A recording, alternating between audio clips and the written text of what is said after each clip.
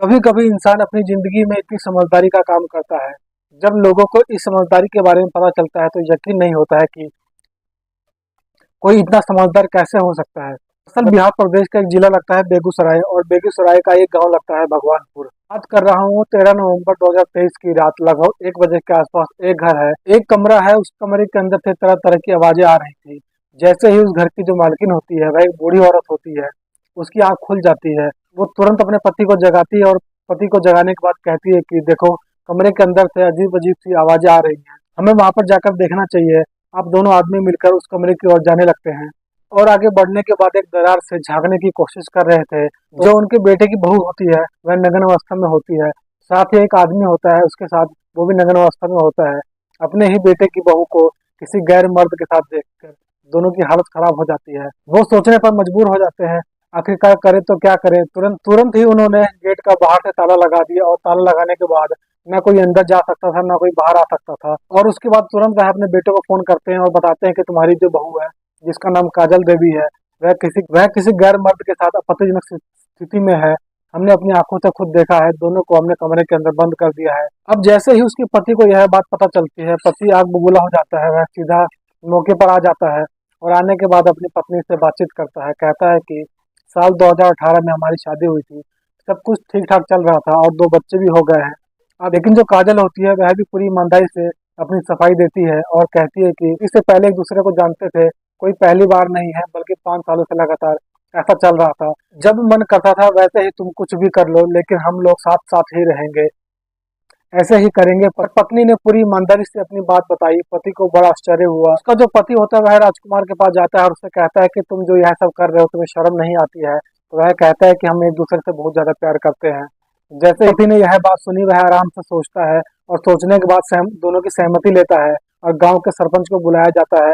गांव गांव के सरपंच को बुलाया जाता है और गांव में जो शिव मंदिर होता है, उन दोनों को वहां पर लेकर जाया जाता है और कहते हैं कि इनकी धूमधाम से शादी करा दो। जो तो वह कहता है कि अपने बच्चों की परवरिश मैं खुद कर लूंगा, इससे पहले कि कोई अनर्थ हो जाए, इन दोनों को साथ में रहने दीजिए, मैं अपने आगे की जिंदगी अपने हिसाब से काट लूंगा। अब यह बात सोशल मीडिया पर इसलिए वायरल हो जाती है क्योंकि जो गांव के लोग होते हैं, वह इनका वीडियो बना लेते हैं और वीडियो बनाने के बाद उसे अपलोड कर देते हैं। जैसे ही लोगों को यह बात पता चलती है कि एक पति ने अपनी पत्नी की प्रेमी से शादी करा दी, अपनी पत्नी की उसकी प्रेमी से शादी करा दी और दोनों बच्चों की जिम्मेवारी वह खुद उठाने के लिए फैसला लेता है, तो लोगों को यकीन नहीं हो रहा था कि इतनी बड़ी बात होने के बाद भी कोई क्राइम नहीं हुआ, सब कुछ ठीक हो गया। मगर आज की जो सच्ची घटना मैं आपको सुनाने जा रहा हूँ, मैं बात कुछ नहीं है। और देखते ही देखते 3 कत्ल हो जाते हैं, 3 मर्डर हो जाते हैं। वो मर्डर हो जाते हैं, वो भी भयानक रूप में हो जाते हैं। लोगों को इस घटना के बारे में यकीन नहीं हो रहा था कि कोई इंसान आखिरकार ऐसे कैसे कर सकता है। नमस्कार, मैं कुलदीप आज की जो सच्ची घटना आपको सुनाने जा रहा हूँ, यह सच्ची घटना राजस्थान प्रदेश का एक शहर है जयपुर। जयपुर और इसी का शहर पश्चिम का इलाका लगता है। दरअसल मैं बात कर रहा हूँ 19 नवंबर 2023 की शाम लगभग 4 बजे का आसपास का एक वक्त होता है। एक व्यक्ति थाना करधरी का रहने वाला होता है, जिसका इलाका लगता है डर सरना डूंगर। वहां का रहने वाला, जिसका नाम होता है हनुमान सैनी, वो पुलिस को फोन करता है और कहता है कि साहब, आपको मौके पर आना ही पड़ेगा, आना ही पड़ेगा। कुछ इतनी बड़ी बात है जिसका शायद मुझे लग रहा है कि कुछ ना कुछ बड़ी बात हो चुकी है। जैसे एसएचओ सुनता है कि यह बात, तो वह कहता है कि घबराओ मत, आराम से तसल्ली से जो भी बात है मुझे बताओ। तो वह कहता है कि साहब, एक घर है, इसके अंदर से बहुत ज्यादा दुर्गंध आ रही है, ऐसे लग रहा है कि जैसे कोई अप्रिय घटना हो चुकी है। जैसे ही एसएचओ ने यह बात सुनी, अपनी टीम के साथ मौके पर पहुंचते हैं और आकर मौके पर देखते हैं 2 कमरे हैं, दोनों कमरे में ताले लगे होते हैं। अब उन्हें खोलने का प्रयास किया जाता है क्योंकि ताले लगे हुए थे, इसलिए खुलने का कोई मतलब नहीं था। जैसे ही पुलिस वालों ने जिस कमरे के अंदर से बदबू आ रही थी, उस कमरे का ताला तोड़ा जाता है और जब अंदर प्रवेश करते हैं तो 2 महिलाएं हैं जो आराम से इत्मीनान से अपनी चारपाई पर, खाट पर सोई हुई थी। कोई हलचल नहीं थी, कुछ नहीं, ऐसा लग रहा था कि जैसे सब कुछ ठीक ठाक है, लेकिन कमरे के अंदर से बहुत ज्यादा बदबू आ रही थी। अब पुलिस वाले अब पुलिस वालों ने जब पास में जाकर देखा तो एक लड़की है जिसकी उम्र लगभग 11 साल के आसपास थी। उसका नाम प्रिया होता है। वह बिल्कुल मर चुकी थी, चारों तरफ ब्लड फैला हुआ था। देखने के बाद उसको ऐसा लग रहा था जैसे कातिल ने उसको मारा है, लेकिन उस लेकिन उसने किसी तरह की कोई हलचल नहीं की है, कोई विरोध नहीं किया है। वह चुपचाप जैसे इत्मीनान से आराम से सो रही है। लेकिन उसकी जो बॉडी थी वह सड़ चुकी थी और साथ में उसके बराबर एक और महिला लेटी हुई थी, जिसका नाम किरण यादव होता है। उसकी उम्र लगभग 32 साल के आसपास होती है। लाशें एक कमरे में देखकर और यह खबर जैसे ही लोगों को पता चलती है एकदम से सनसनी फैल जाती है। अब पुलिस वाले घबरा रहे थे कि दूसरा कमरा जो है जिसमें ताला लगा हुआ है सब कुछ ठीक ठाक है, ठीक वैसे ही होना चाहिए, कुछ नहीं होना चाहिए, क्योंकि पुलिस वालों के साथ जो आसपास के लोग थे उन्होंने उसमें झांकने की कोशिश की लेकिन कुछ दिखाई नहीं दे रहा था और कुछ ऐसा था भी नहीं जिसे अंदाजा लगाया जा सके। एसएचओ का नाम उदय सिंह होता है। उन्होंने कहा कि ठीक है, इस कमरे का भी ताला तोड़ना चाहिए। कमरे का ताला तोड़ा जाता है और जैसे ही कमरे का ताला तोड़ा जाता है, जब पुलिस अंदर जाती है देखती है तो पुलिस वालों के हालात खराब हो जाते हैं, उनके होश उड़ जाते हैं। एक लड़की है जिसकी उम्र लगभग 8 साल के आसपास होती है, जिस उसका नाम रिया होता है। रिया की लाश भी ऐसे पड़ी हुई थी जैसे उसकी बड़ी बहन की थी और जैसे उसकी माँ की लाश पड़ी हुई थी। यह सवाल था कि 3 हत्याएं घर के अंदर हो जाती हैं, हत्यारा कौन है, क्यों हत्या की है, बहुत तरह के सवाल थे। अब इन सवालों का जवाब कोई अब इन सवालों का जवाब हर कोई जानना चाह रहा था। पुलिस वाले करे तो क्या करें, क्योंकि किराए के मकान में रह रहे थे। उनका मूल निवासी है उत्तर प्रदेश का एक फतेहपुर जगह लगती है, वहाँ के मूल निवासी है। अब वो पता करते हैं कि कौन है, कहाँ से आए हैं, क्या मामला है, और पता चलता है कि जो इसका पति है, इस औरत की 2 बेटियां हैं जो मर चुकी हैं। इस औरत की जो 2 बेटियां हैं वह मर चुकी हैं और महिला भी मर चुकी है, लेकिन पति कहाँ है। अब पति के बारे में, जिसका नाम अमित यादव होता है, अब अमित यादव कहाँ है, वो गायब हो चुका था। उसका फोन मिलाते हैं, उसका फोन भी बंद आ रहा था। कहाँ गया है, कहाँ नहीं गया है, पुलिस वाले अब इस बात को लेकर परेशान हो जाते हैं और तीनों शवों को कब्जे में ले लिया जाता है, पोस्टमार्टम के लिए भेजा जाता है। और पोस्टमार्टम की जब रिपोर्ट आती है जिससे पता चलता है कि इनके सर में कोई भारी चीज मारी गई है और भारी चीज भी ऐसी मारी गई है जिसका एक ही बार में वार किया गया है, जिससे एक ही बारी में इन तीनों की मृत्यु हो गई है। इनका काम तमाम हो चुका है। कौन है मारने वाला, क्या बात है, इसका पति सामने आएगा तभी कुछ पता चल पाएगा। इसलिए पुलिस इसके पति की तलाश में जुट जाती है। अब 20 नवंबर की सुबह लगभग 7 या 8 बजे के आसपास का वक्त हो रहा था। इस व्यक्ति का फोन जैसे ही ऑन होता है उसकी लोकेशन मिल जाती है और लोकेशन मिलते ही पुलिस अलर्ट हो जाती है और पुलिस जितनी जल्दी हो सकता था उसकी लोकेशन की तलाश करती है। तलाश करने के बाद आखिरकार कनकपुर रेलवे स्टेशन पर उसका जो अमित यादव होता है, उसका पति होता है, वह वहाँ आराम से बैठा हुआ होता है, इत्मीनान से बैठा हुआ था, जैसे कि ट्रेन का इंतजार कर रहा हो, ठीक वैसा ही बैठा हुआ था। पुलिस वाले जाते हैं और उसे आराम से शुद्ध दबोच लेते हैं। उससे पूछा जाता है, पता किया जाता है कि तुम यहाँ पर हो, तुम्हारे बच्चे कहाँ पर हैं। वो कहता है कि साहब मैंने अपने बच्चों को मारकर आराम से सुला दिया है, वो सो रहे हैं इसलिए मैं यहाँ पर बैठ गया हूँ। जैसे ही उसका जो पति होता है बहुत ही आराम से यह बात करता है, लग रहा था कि जैसे मानसिक रूप से बीमार है, पूरा साइकोलॉजिकल कोई ना कोई टेंशन है इसको। इस, इसको क्या बात है। पुलिस वाले इसको बहुत आराम से थाने पर लेकर आते हैं, उससे बातचीत करते हैं और तब वो बताता है कि जयपुर में रहकर वह अगरबत्ती की फैक्ट्री में काम करता था, मेहनत मजदूरी करके अपने घर परिवार को चला रहा था, लेकिन न जाने कितने खर्चे हो गए। बच्चा होते होते वह कई लाख रुपए का कर्जदार हो जाता है। इसी बीच में वह अपनी साली की शादी तय करवा देता है और इस बात को लेकर जो उसकी पत्नी किरण यादव होती है वह बहुत ज्यादा गुस्सा करती है। तुम ऐसा क्यों कर रहे हो, अपनी ही बहन के रिश्ते को लेकर वह नाखुश होती है। उधर उधर उसका पति जो होता है कर्जे में डूबता रहता है। घर में किसी न किसी बात पर कलेश होने लगता है और झगड़ा होने लगता है। बार बार इस झगड़े को शांत कराने की कोशिश कर रहा था।